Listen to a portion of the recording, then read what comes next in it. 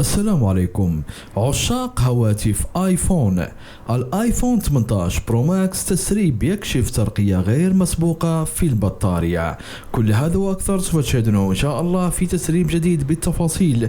أتمنى منكم دعم القناة بقوة عبر الضغط على زر الاشتراك والضغط على زر لايك فضلا وليس أمرا، وتابعوا الفيديو حتى النهاية. كشفت تسريبات جديدة عن تفاصيل مهمة تتعلق ببطارية هاتف آيفون 18 برو ماكس المنتظر، وتشير المعلومات إلى أن أبل قد تكون بصدد تقديم واحدة من أكبر الترقيات في سعة البطارية بتاريخ هواتف آيفون الرائدة. وبحسب بيانات تنظيمية ظهرت في الصين، قد يحصل إصدار الآيفون 18 برو ماكس المخصص للسوق الأمريكي على بطارية بسعة تصل إلى 5567 ميلي أمبير، وهي قفزة ملحوظة مقارنة بالجيل السابق، وقد تجعل الهاتف أقرب من أي وقت مضى إلى هواتف أندرويد الرائدة التي تعتمد منذ سنوات على بطاريات كبيرة تتجاوز 5000 ميلي أمبير أو تعمل بتقنية السيليكون كاربون.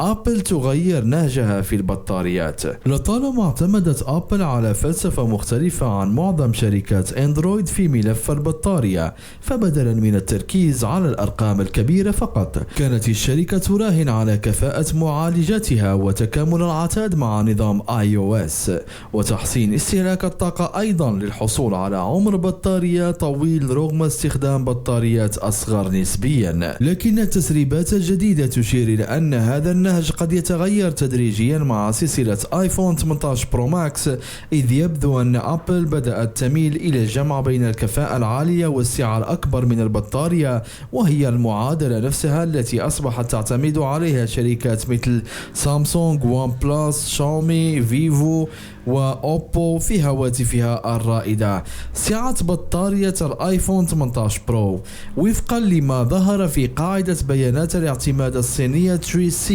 سيأتي هاتف الآيفون 18 برو بسعة بطارية مختلف حسب السوق أو مختلفة حسب السوق، وتشير المعلومات إلى أن النسخة الصينية من الهاتف ستضم بطارية بسعة 4056 ميلي أمبير، بينما ستحصل النسخة الأمريكية على بطارية أكبر بسعة 4288 ميلي أمبير. وتعد هذه الأرقام أعلى قليلا من بطاريات الآيفون 17 برو الذي جاء بسعات بلغت 3988 ميلي أمبير و 4252 بالنسبة للإيسيم، وبالنسبة ل 17 برو حسب الأسواق المختلفة. أصدقائي، الآيفون 18 برو ماكس يحصل على القفزة الأكبر منذ إطلاق آيفون الأول. أما المفاجأة الأكبر فتتعلق بهاتف الآيفون 18 برو ماكس، إذ تشير البيانات التنظيمية إلى أن النسخة الصينية ستأتي ببطارية بسعة 5391 ميلي أمبير، بينما ستحصل النسخة الأمريكية على بطارية أكبر بسعة 5567 ميلي أمبير. فهنا لدينا السيم والإيسيم.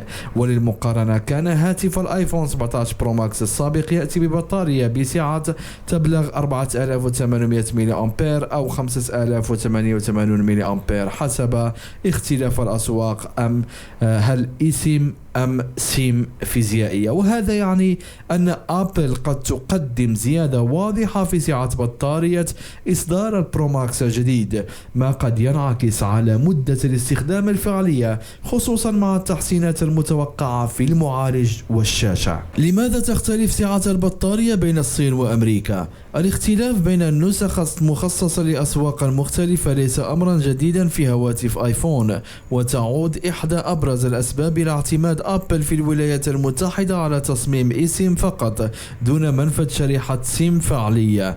إزالة درج الشريحة التقليدية تتيح للشركة استغلال مساحة داخلية إضافية داخل الهاتف، وهو ما يسمح بوضع بطارية أكبر قليلا في النسخ الأمريكية. أما الصين فلا تزال الهواتف بحاجة إلى دعم الشريحة الفعلية سواء الصين أم الدول العربية. إزالة درج الشريحة التقليدية تتيح للشركة استغلال مساحة داخلية إضافية داخل الهاتف، وهو ما يسمح بوضع بطارية أكبر قليلا في النسخ الأمريكية. أما في الصين فلا تزال الهواتف بحاجة إلى دعم الشريحة الفعلية، ما يتطلب وجود منفذ داخلي مخصص لها ويقلل من المساحة المتاحة للبطارية مقارنة بالنسخ الأمريكية. بطارية أكبر مع معالج أكثر كفاءة.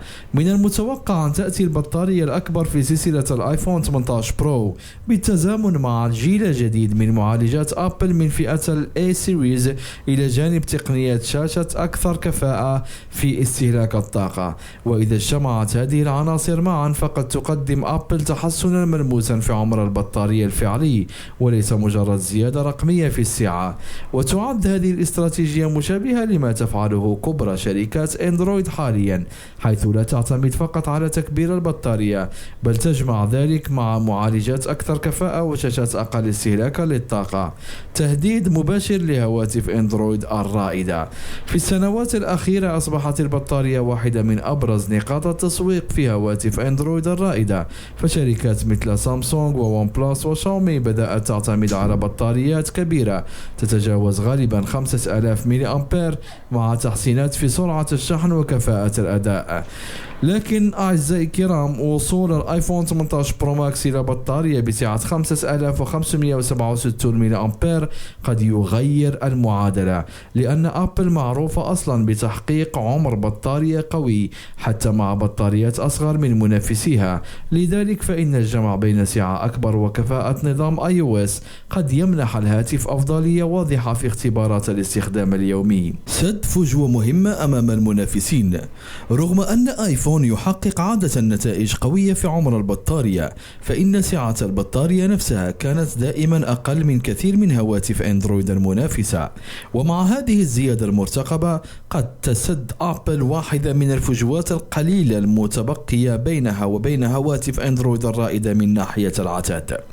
وإذا صحت الأرقام فإن الآيفون 18 برو ماكس لن يقترب فقط من هواتف أندرويد ذات البطاريات الكبيرة، بل قد يتفوق على بعضها في السعة الفعلية، حتى ولو أنها مع تقنية سيليكون كاربون، خصوصا في النسخة الأمريكية الإيسيم.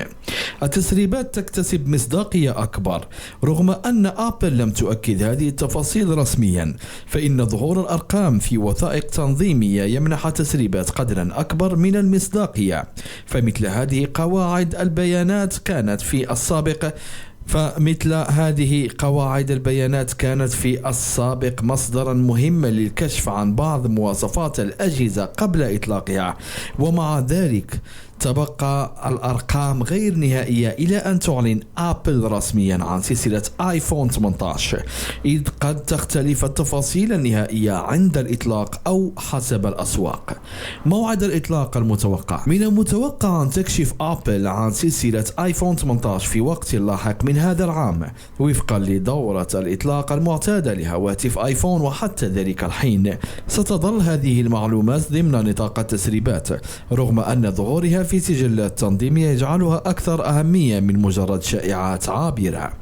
ما رأيكم أصدقائي في هذا الخبر الرائع؟ أليست ميزة ممتازة من شركة أبل إضافة أو ترقية كبيرة للبطارية؟ شاركونا عبر التعليقات، ولا تنسوا دعم القناة. دمتم سالمين، أحبكم، مع السلامة.